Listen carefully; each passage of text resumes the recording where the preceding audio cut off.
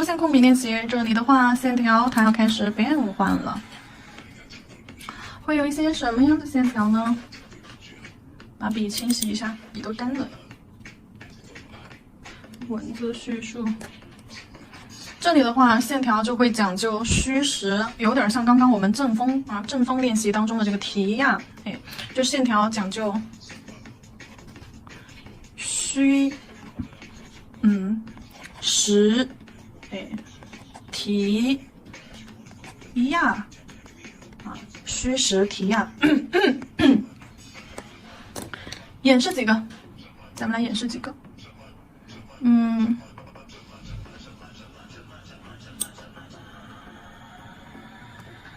就是我们来做几条线条的演示啊，大闪一下笔，取黑色，取一点色彩，放到调色盘上。浓度的话控制在这个豆浆浓度吧，豆浆浓度在纸上都很显色了，但是在甲片上不显色而已。正风啊，这里正风侧风结合。首先我们来说几种比较标志性的线条，勾痕线路啊。首先我们来画一条实线，笔尖立起来，好，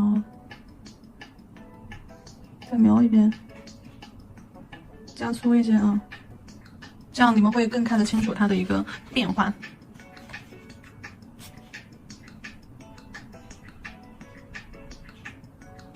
好，先勾一条实线，然后嘞，勾一条虚实的线啊，虚实的线，看得出这个线条的一个变换不？然后再来勾一条有虚有实的线，再来勾一条。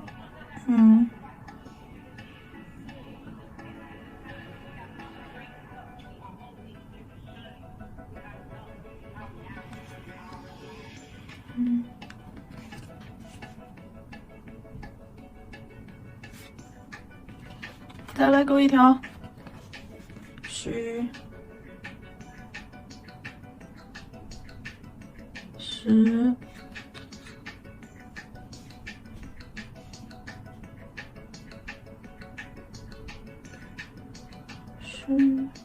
实，这个线条大家见的应该会比较多一些。我老师之前给你们勾线条的时候，老师给你们说属虚，就像那个毛囊，那个毛发像那个毛囊。就那天直播的时候还在跟你说呢，这个线条啊要画的虚实结合啊，落笔重，提笔勾，有虚有实，就像你的头发的那个小毛囊一样。我们来说一下这几种线条它的一个虚实关系啊。像第一个咱们就是一个实线条，你看实，中间实，尾部实，这就是一根均匀的线条，粗细变化一致且均匀，头尾包括中间线条啊都是一样的一个就是粗细均匀的一个粗细以及力度，这就叫做实线条啊。然后再看第二个线条，变了。第二个线条的话，两侧开头是比较，等一下两侧开头是比较虚的，虚，收尾的这边虚，但是呢中间比较实，然后这个线条两头实，但是中间虚，然后这个线条呢，这里实，这里虚，反一个方向。好，然后再来说一下虚实所对应的啊，虚对应的是提笔，实对应的是压笔。也就是说，如果说你想要让这个线条虚一点啊，然后呢咱们就去提笔勾；如果说你想要这个线条实一点，那么咱们就去压笔勾画。然后呢再对应的又是什么呢？粗和细。虚对应的是细啊，实对应的是粗。粗细其实不太笼统啊，不太笼统，就是不太精准。因为细线条它也会有虚实的。细线条也会有虚实啊。那你看我画细一点，细线条它也会有虚实变化啊，这里虚实这样子的一个变化，所以说这个说法其实是不太具体的，咱们就讲一下虚实提压就可以了啊。看一下这几种线条它的一个变换，和我们前面讲的这个啊，和我们前面这里讲的，这和我们前面讲的正风的线条、侧风的线条就不太一样了啊。你看这些线条它都是有粗有细、虚虚实实、连连贯贯的，但是你再看这边啊，这边线条不管是粗的、横的、竖的啊，粗的、细的，它都是那种连贯的。这根不要看啊，这根是错的。打个叉叉在这里啊，这根是中间添的时候露出去了一些啊，是头到尾非常的均匀流畅的去连成一条线，而不像这个，那它是有虚有实有粗有细啊，包括画波浪也是。那么我们来多演示一下，除了这种直线，咱们还有波浪线啊，除了这种直线，咱们还有那种波浪线。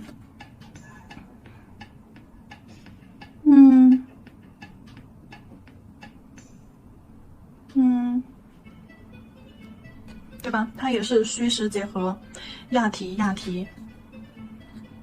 就像我之前教你们画叶子，它勾的这个线条是带着转折，压笔，提笔虚，压笔，转，好，提笔勾虚线，好，转弯压笔收下来，提笔勾虚线，那像这种出现了断裂就不行了。这里看到没有，线条与线条之间出现了这个断裂，没有连接在一起，它就不行了。咱们的这个勾线的话，勾线啊，得是一个整体。这里这种直线只是它的一种表达方式，直线只是勾线当中的一种表达方式。咱们还有这种曲线，带转弯的，讲究的是什么？不管是直线还是这种曲线，还是波浪线啊，咱们讲究的就是一个虚实啊，也就是说在运笔的过程当中，提压，把提压这个手法打在公屏上，开玩笑。来，我们把这个理论的部分给大家讲一下。首先，笔尖垂直啊，我们来说一下理论的地方。笔尖垂直，上下提压，先写上吧啊，然后这两个位置，这两个字替换一下位置啊，上下提压，提压是上下提的啊。上下就是提笔，压笔，提笔，压笔，上下提压。然后过程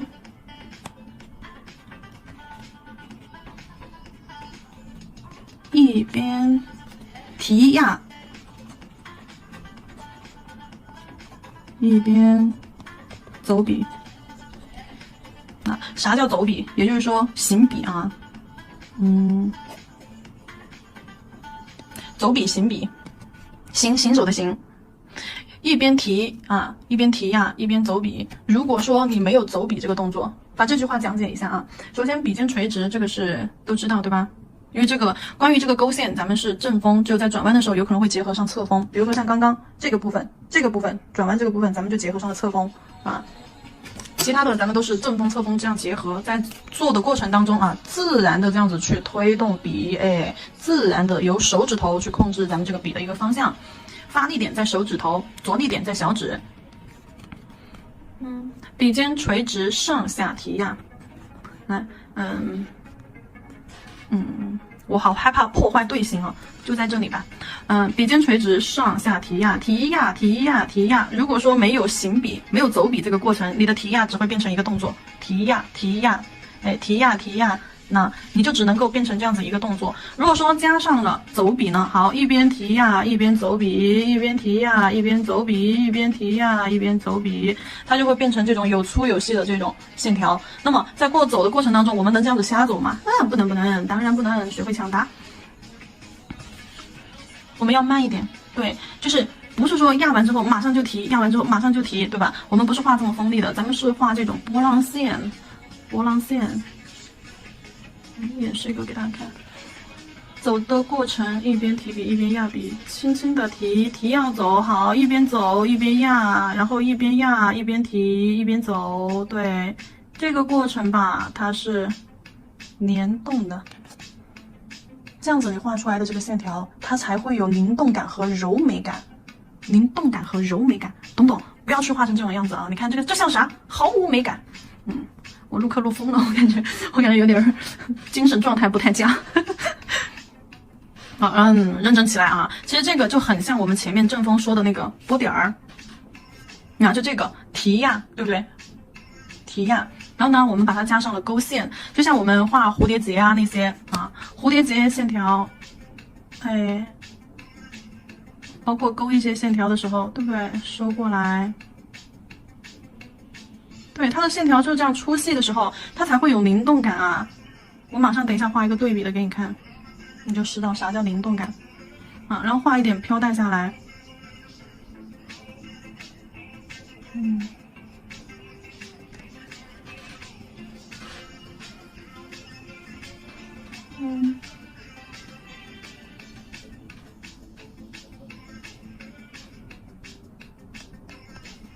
画一点飘带下来。除了蝴蝶结啊，除了蝴蝶结，还有什么水母的那个触角、裙子，咱们画就是衣领或者裙边啊，或者是画小美女。画小美女的时候，她头发的这个波浪，对吧？发丝儿小波浪，哎，画这种山水的时候，这种烟雾，对不对？这种云层，这种烟雾，那提笔勾线，压笔转弯。好，提笔，然后你换一个方向勾过去嘛，对吧？你这个方向立笔勾不过去，那你就调整一下你的笔的位置，就不要这个方向去勾了呀，因为压笔是在这个方向，那我们还这样子去勾线，立笔去勾，你们肯定勾不好，那怎么办呢？来倒过来嘛，对不对？又接上了，哎，虚虚的勾出去，然后呢，你再来一个，好，压笔，哎，压笔，好，提起来勾。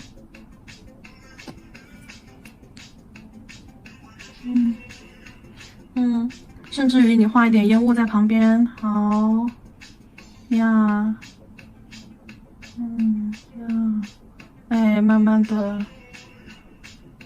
越来越虚，对不对？中式烟雾，我们画一些中式美甲的时候，或者是古风啊这种美甲的时候，或者山水云层，对吧？肯定要加一点这种中式烟雾的。那它是不是也是咱们的一个勾线？念一念啊。如果说没有这种线条的粗细变化，你画出来的物体它就会缺少一种，或者是你画细一点好了，缺少一种灵动感。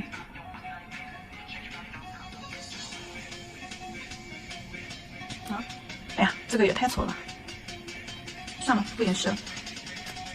线条一致的时候，你画这种带转弯、带曲折的线条，它会缺少灵动感。转弯、曲折的线条一定要有粗细结合、虚实结合、粗细结合。然后我们继续来做，就刚刚的演示，只是为了给你们演示这个理论啊，这个文字部分。笔尖垂直上下提压过程当中啊，提压的过程当中，一边提压啊，一边走笔。比如说你提笔的时候也要走啊，压笔的时候也要走。它动作是连贯的、一体的，中间不要去产生停顿啊，或者是那种不要啊，要不然的话你出来的线条是不流畅的。所以说我们再来继续向上提，线条怎么样？越细。哎，向上提线条越细，向下压呢？向下压，线条越粗。哎，一气呵成，一气。喝水的喝吗？哎，一气呵成的喝是哪个喝？一气呵成，哎，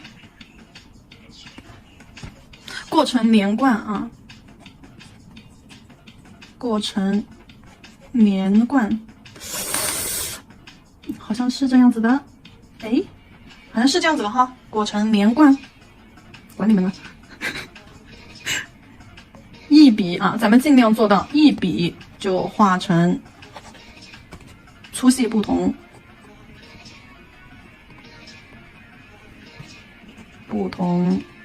的线条，一笔就画成粗细不同的线条。然后呢，这边的文字笔记这边啊，大家详细的看一下，然后看一下这些线条里面，大家都知道我们的一个提笔压笔在哪个位置，对吧？你看像粗的这边就是什么压笔，哎，你看像细的这些地方，哎，这就是什么提笔，对吧？那这就是提笔，这里就是压笔，提压，看线条的粗细的这个地方，咱们这个就勾的这个轮廓啊。然后这里文字里大家就是总结好了，你们自己去排一下版啊，根据实际情况啊，自己去排一下版。这里的话，我给你们再说一下后面我们的练习。后面练习，我要单独再画一个框框了。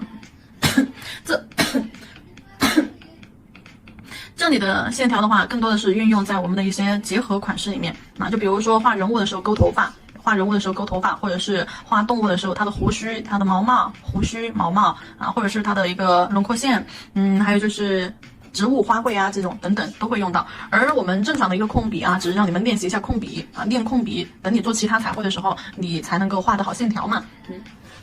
并不是说这个东西单独拿去用，它会就是说形成一个什么款式，而是说你练好了线条之后，你在做其他款式的时候才会觉得就是手的轻重才能更自如的去掌握，精致感才会提升。老师取一下色。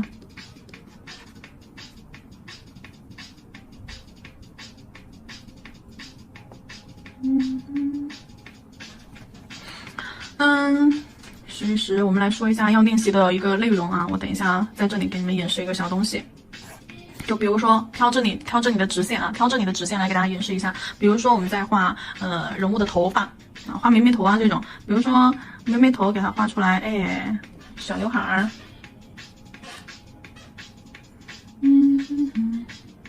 小刘海儿，勾，肯定是落笔重，提笔勾，对，头发尖儿啊要细一点线条，好，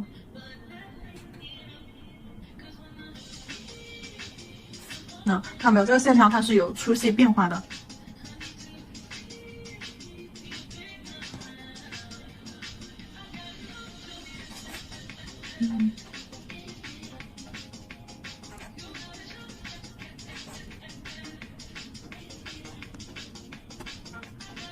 再来画一根，这里再画一根碎发过来，好，落笔笔尖，落笔点下去，好，提笔勾一根小虚线过来。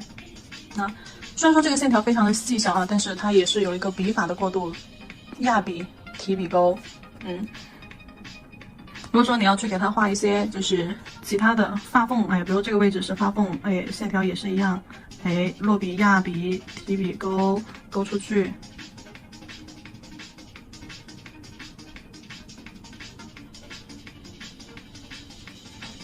那明白不？线条的一个虚实转变。然后我们再来说一下关于蝴蝶，大家知道吧？之前也给大家勾过蝴蝶的那个翅膀结构，蝴蝶的翅膀结构也是线条，压笔好，提笔勾回来，好，压笔靠近身体这个位置要压一下笔，好，这边勾出去。比如蝴蝶的身体在这个位置吧，我先把身体给它画出来，你们才明白我画的是哪个部分的线条。好，然后再来线条有粗细转折变化啊，提笔勾虚线，好，压笔提笔，好，提笔压笔勾虚线，好，压笔提笔勾虚线，一定要连贯，好，到身体这里压笔，都是有线条变化的。好，这里压笔勾出来，压笔提笔勾。好，从身体出来的时候，先压笔勾实线，然后提笔勾虚线，好，压笔收啊。这里的这个笔法是哪里？是这个对不对？实虚实。好，然后再来，它身体骨架部分这个地方我就随便勾一下咯啊，这就是前面基础部分的勾线啦。哪一节课的？那就是正风的第6个练习内容转风啊，正风的第6个练习内容转风，对不对？勾它蝴蝶内部的这个框架。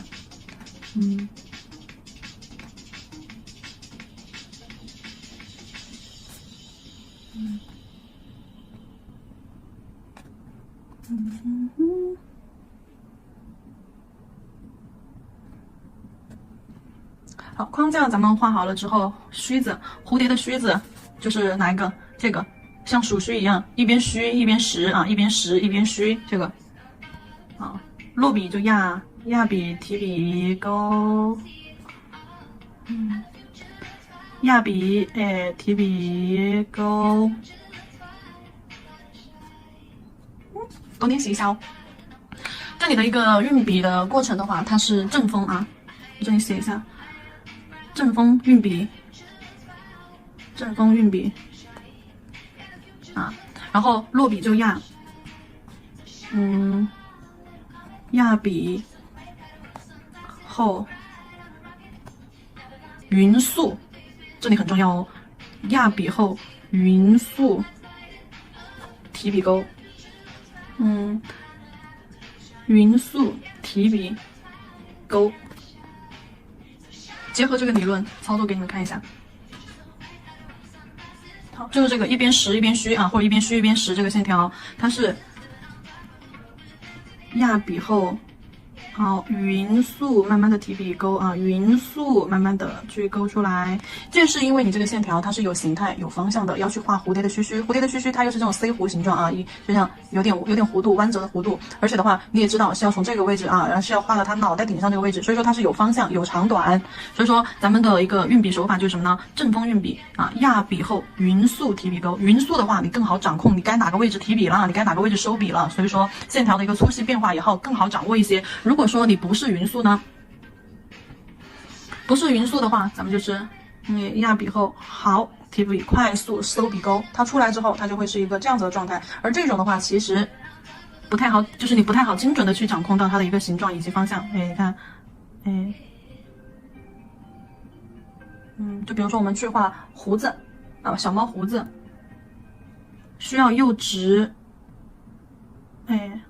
这种需要又直又锋利又快速的话，我们一般是画小猫胡子会用到这种手法，就是先定个点啊，先就这样压笔，然后快速提笔往外收，这种也是一种，但这种的话一般是更多是画直线。写上，不应该写那个位置，我应该给它写下面，没有位置了。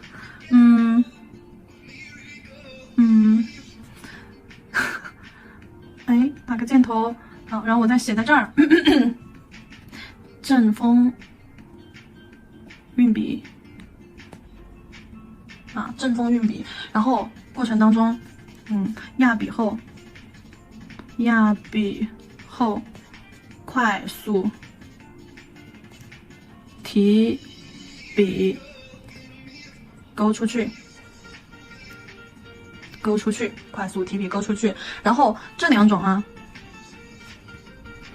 话，一个是画有弧度的，一个是画直线。像这个的话，这个的话一般是画有弧度，有方向。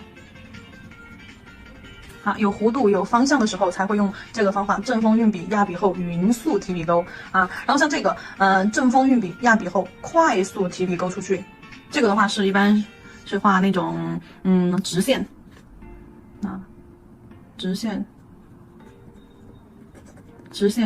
啊，无限定方向，长短。就是没有去限定方向或者是长短的时候，才会用到这个第二个运笔手法啊。第一个运笔手法，第二个运笔手法。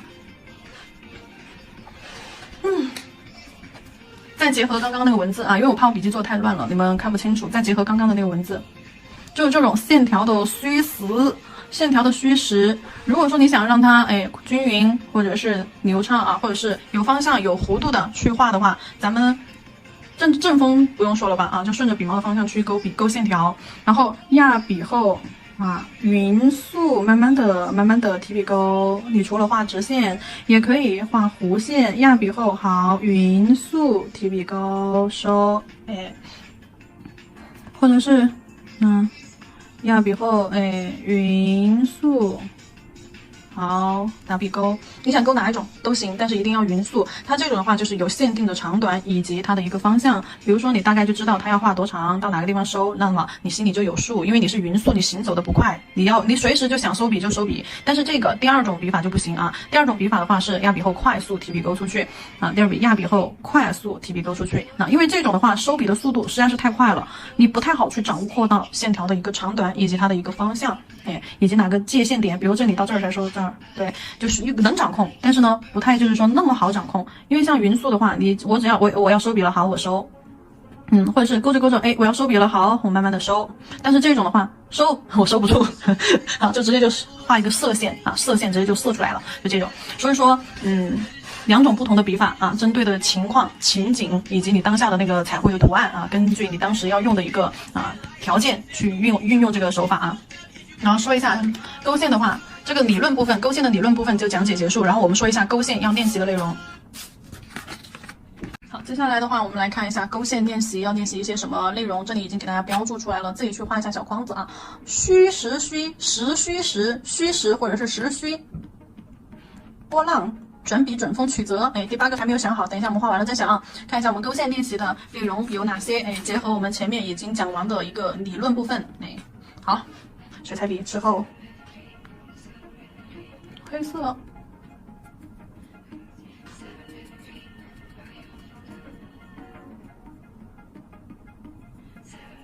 笔尖笔腹吸满颜色，吸满浓的颜色，浓度在一个豆浆浓度。好，虚实虚啊，就是握笔手法咱就不说了，横线和竖线的不一样啊。正风去虚实虚，虚线，虚实虚是，提笔用笔尖勾，慢慢的压笔尖，好，提笔勾，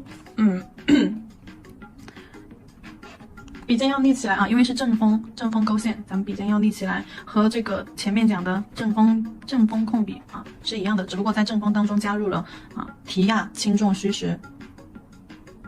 好高，哎，自然的去过渡啊，千万不要画出中间带一个小块块，我等一下再给你们说。竖线练完，练横线，轻扫落笔，嘿，哎，轻扫落笔，嘿，好，轻轻落，好，两头虚，中间实，然后再来实虚实，哎，这个就不一样了，落笔重一点，好，提笔勾，好，落笔重一点，好，提笔勾，哎，提笔勾，好，落笔重，自然连贯，不可断，不可差。不能断，不能擦，虾饺不能断，不能擦。等一下给你们说。好，每一个练它个100遍啊，每个内容练个100遍。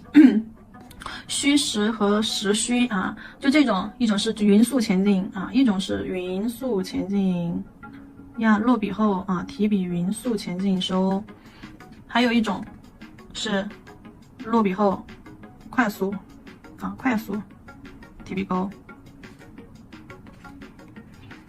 再来尽量可以往细了去画。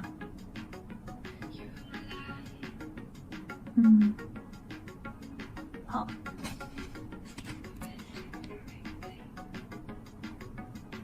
这种特别是画一些头发的线条，还有那个动物的那个胡须的线条的时候特别有用。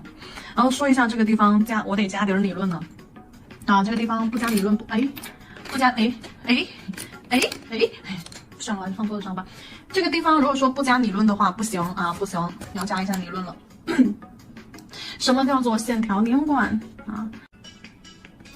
我就说怎么写都怪怪的啊，不要犹豫，好。线条连贯啊，不要犹豫，就是落笔的时候不要犹豫，一定要控制好你的笔。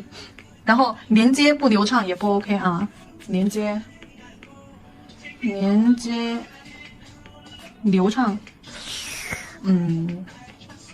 连接流畅，不可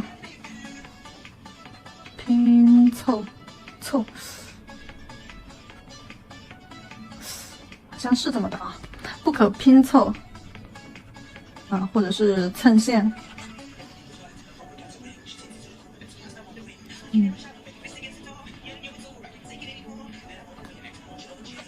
擦线，抖动，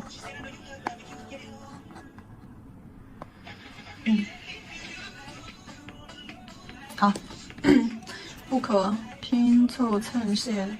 擦线抖动，写个注意事项，放这儿，注意的注。然后我们再来，主要是太久没写字了，一写字就提笔忘字，你知道吧？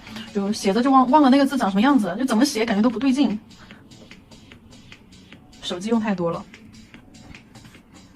就线条一定要连贯流畅，它就算有粗细变化又如何？就是连贯它又流畅，然后不可以拼凑蹭线是什么意思呢？就是你比如说画过去，哎，这个位置，哎，你画断了，一下子画断了，然后你又给它接上，然后接的时候吧，然后就是有明显的那种，就是说断接这个地方啊，明显的一个断接，或者是什么？或者是你这个地方接过去，断了，好，画不过去了，然后你给它接上，接的时候线条与线条之间擦线，就是这样，接过去，那这个地方就擦线了，你这个小枝条分出来，线条与线条之间没接上，两个线条不是这样子接上的，两个线条是这样子擦过，啊，这种也不行啊，或者是在画的过程当中，抖动，啊，就抖动出来的线条，它肯定就是不直的嘛，对吧？抖着抖着的，还有那种断断续续的，对吧？这种也不可以。哪一种是可以的？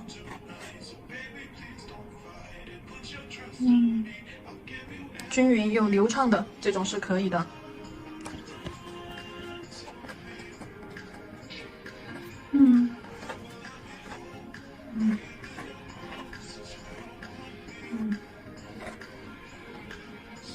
明白了吧？那断了怎么接？那你就得要小心咯。啊，断了的话，比如说，你画到这个地方，明明还要勾下来的，结果在这个位置断了，那你就一定要小心盯住你的毛尖儿啊，你的毛尖儿从这条线上面最粗的地方啊，从这条线上面就提前走位，提前就要开始接上，好，慢慢的连接过来，继续往下勾。要不然的话，你看线条与线条去连接的时候，你容易这个交接口这个地方出问题。但是如果说我提前走位呢，对吧？我把前面走过的路再走一遍呢，那你看断在这里，好，我不从这个地方去接啊，我就从上面我再走一遍，这个地方我总没有接口了吧，对吧？啊，我从前面就开始用毛巾轻轻落笔，好，控制你的笔的力度啊，从前面就开始落笔。我为什么一定要在接口那个位置去接呢？对吧？明白了吗？然后来看我们的第4个勾线练习的第4个内容。勾线练习的第4个内容，波浪，横着的波浪和竖着的波浪啊。好，勾压笔提笔，压笔提笔，压笔提笔，就这样勾出去。或者是再画一点竖着的，压笔，画一下方向，上面粗下面细，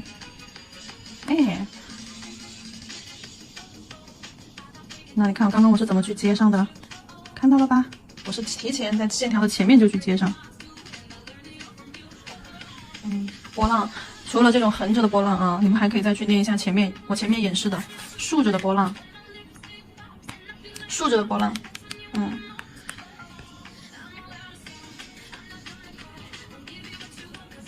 没有位置给我画了，但是你知道就好啊。斜着的波浪，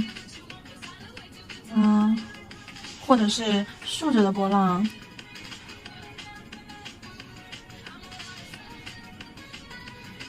就是线条一定要有提笔和压笔，有轻有重。再来看一下转笔。转笔我们去练黑边怎么样？荷叶边可以，或者是花花，花花也可以。像刚刚前面我们的转笔，比如说像这种转笔是去画一个圈儿，对不对？画一个圆圈儿。但这个转笔的话，我们可以去画成一个荷叶边儿，轻勾压提压提压提压，好，接上，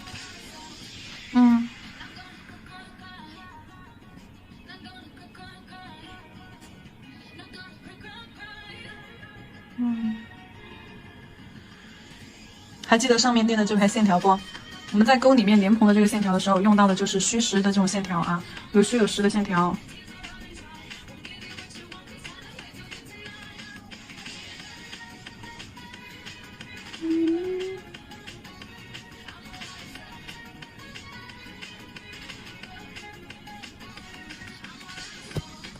好，然后再来看一下，这种就是围成一个圆儿，或者是你直接去画圆形。画圆形的话，哎，好，围过来，然后再来看一下转锋，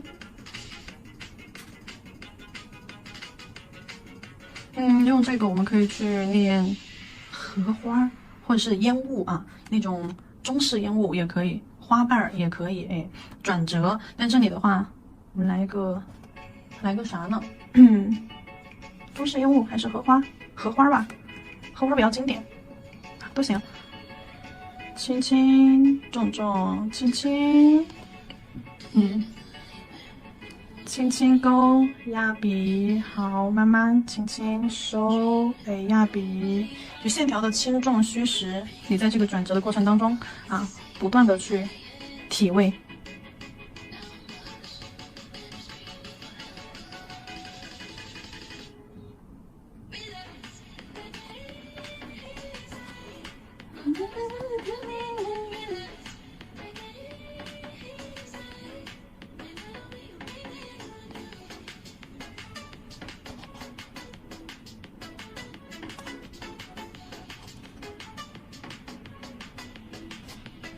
就这里一直就不能看到有粗细一致的线条啊，所有的线条必须都是有转折、有弧度，且有虚实、有轻重、有粗细。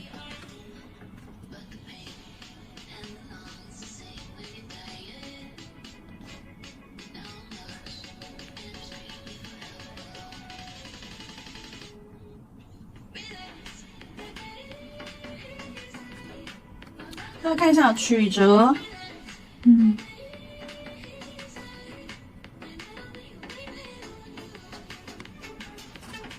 曲折，我想一想啊，兰花的那个叶子，我们比如说画线条的时候是这样子的一个直线条，对不对？把这个线条变成有虚有实的，好虚压提，好 A 压笔，从这个位置 A 压笔，提笔收，再来。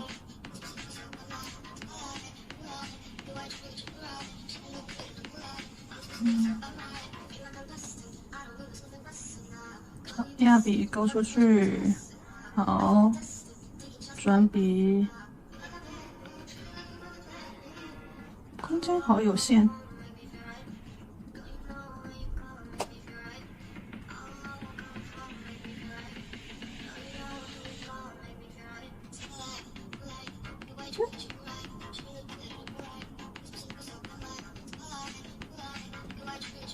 好，在这个位置，我们再来说一下这个转折，直线的转折，你可以连贯一点啊，轻重轻，提笔好，转弯之后再慢慢的压笔收下来，可以这样子，也可以在转弯的时候就压笔，结合上一些侧推，来，转弯之后，要转弯的时候直接压笔侧推好，收下来，两种啊，一种的话这里转折会细一点，侧推的话这个地方转折的位置会宽一点点。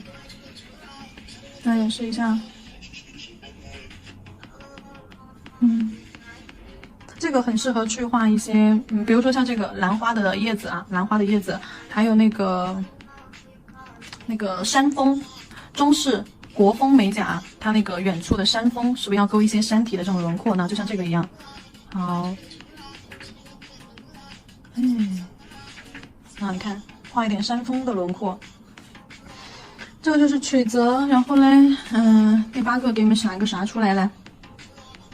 眼睫毛其实也是一样的一个原因啊。睫毛的时候，画睫毛的时候，其实也有这个原理在里面。比如说眼线轻重，就轻重，然后轻虚实虚。我们在画水彩人物的时候。好，眼线从它的这个眼画好之后画睫毛，睫毛也是从粗提笔勾，压笔提笔勾，哎，睫毛的话，它是一个这里啊虚实啊这个位置虚实的一个过渡，睫毛线条的一个勾法。那或者是下眼线，下眼线也是一个虚实。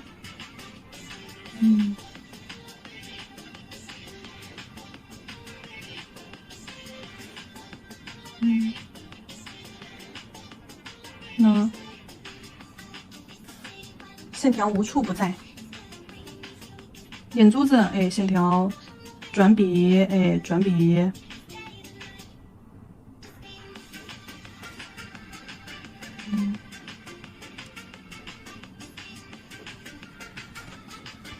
眉毛轻轻的控制一下，这些你们不用着急去练，只是看一下，让你们知道线条运用的到底有多么重要，才会离不开线条的，离不开控笔。眉毛也是线条。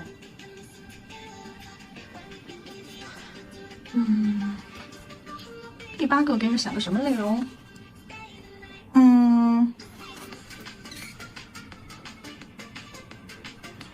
波浪的也练了，带弧度的也练了，转折的也练了，横的、竖的、虚实。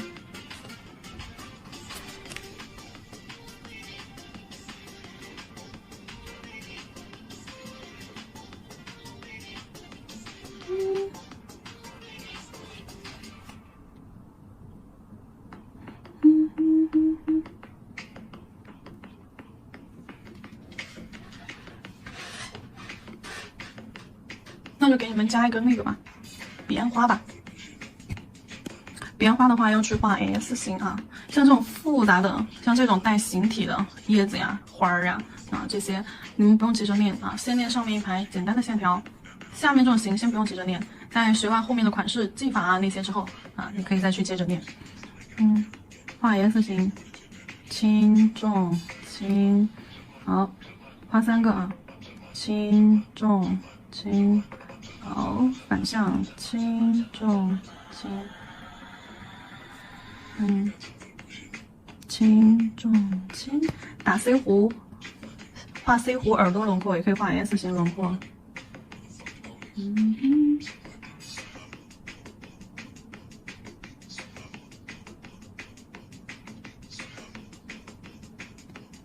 左边，右边。横的、长的、短的，中间、下面，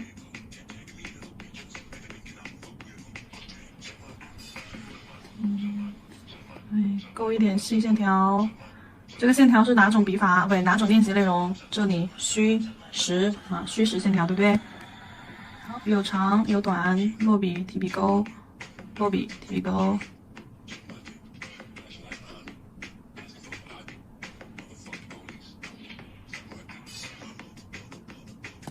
有点长短不一的，